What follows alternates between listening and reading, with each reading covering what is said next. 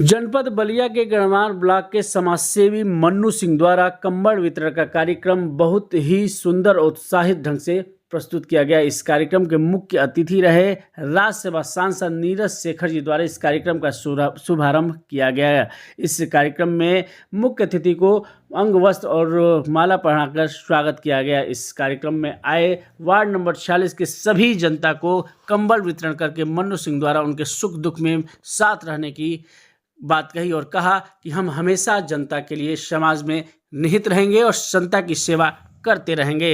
साथ में अपने स्कूल के बच्चों को भी उन्होंने सम्मानित करने का काम किया और बच्चों के द्वारा अनेक कार्यक्रम इस प्रांगण में इस मौका पे किया गया। साथ में वरिष्ठ समाजसेवी और भाजपा के नेता हिमांशु सिंह मंटो द्वारा भी इस कार्यक्रम में शिरकत किया गया और उन्होंने भी समाज के हित की बात की और साथ में कहा कि मन्नू सिंह द्वारा यह कार्य बहुत ही सराहनीय है। हमें भी समाज में निहित होकर ऐसे कार्य और पुनीत कार्य करते रहना चाहिए। पेश है सीधा समाज चैनल की विशेष रिपोर्ट। अतिथि हमारे साथ मौजूद हैं किसानों के नेता और बीजेपी के वरिष्ठ नेता माननीय हिमांशु सिंह मंटो जी हमारे साथ मौजूद है। हमारे चैनल में आज आपका स्वागत है।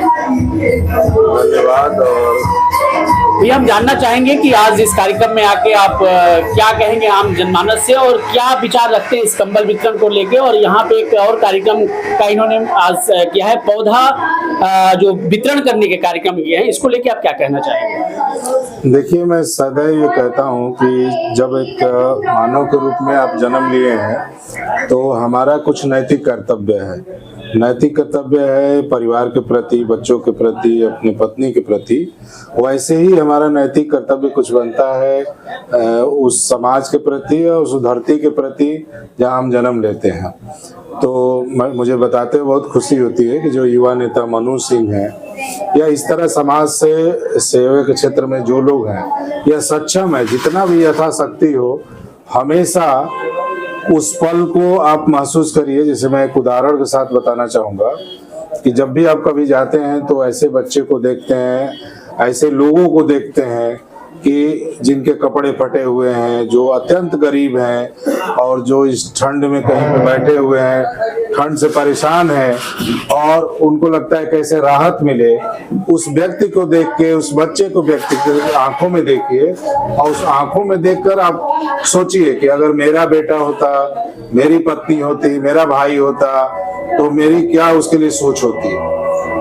तो जो सोच आप अपनों के लिए आपके मन में आता है, वही सोच समाज में जो निर्धन है, जो ऐसे व्यक्ति है जो जिनको मदद की जरूरत है, उनके सबको आगे आना चाहिए। उसी के तहत ये ठंड पड़ रही है कड़ाके की, ऐसे में प्रत्येक वर्ष के बाद मन्नू सिंह के द्वारा ये कंबल वितरण कार्यक्रम रखा गया है, जिसमें मैं शिरकत करने आया हूँ।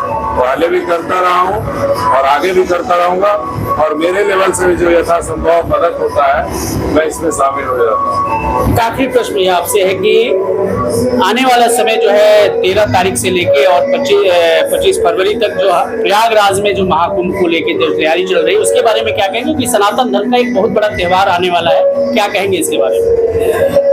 देखिए, हम लोग सनातन धर्म को मानने वाले लोग हैं।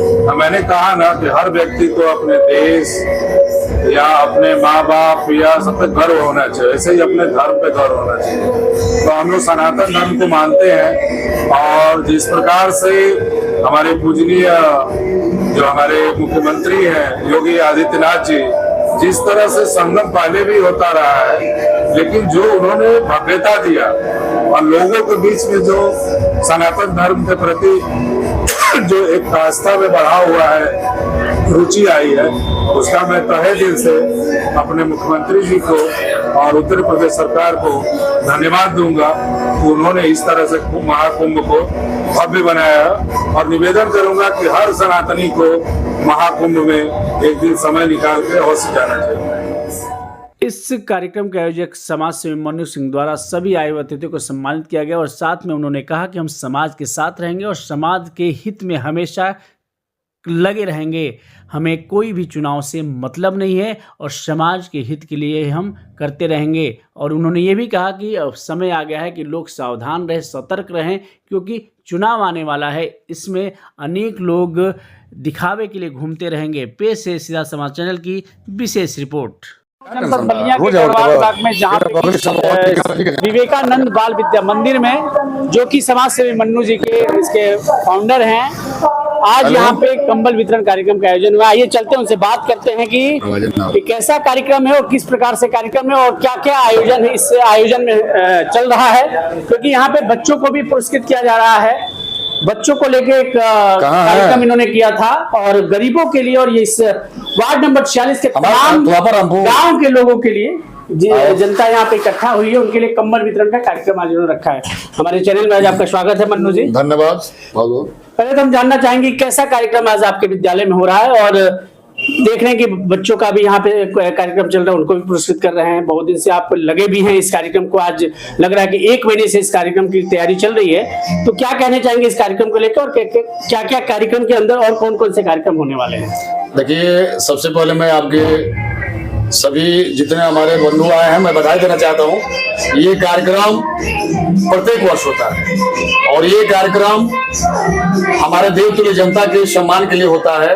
मैं बता दूं कि ठंड के मौसम में आज भी ऐसे लोग हैं जो मतलब सक्षम नहीं है, जो गर्म वस्त्र ले सके, तो उनके लिए मतलब 550 कंबल बढ़ाना पड़ा। पहले 500 था, संख्या टोकन बढ़ी, तो टोकन बढ़ने के हिसाब से हम लोग कंबल की मात्रा बढ़ा दिए। 550 हमारे देवतुल्य जनता का कंबल वितरण, और उसके बाद ठेला चालकों के लिए साल की व्यवस्था थी, जो ठंड में आते हैं अपने परिवार के लिए ठेला चलाते हैं जीवन यापन के लिए।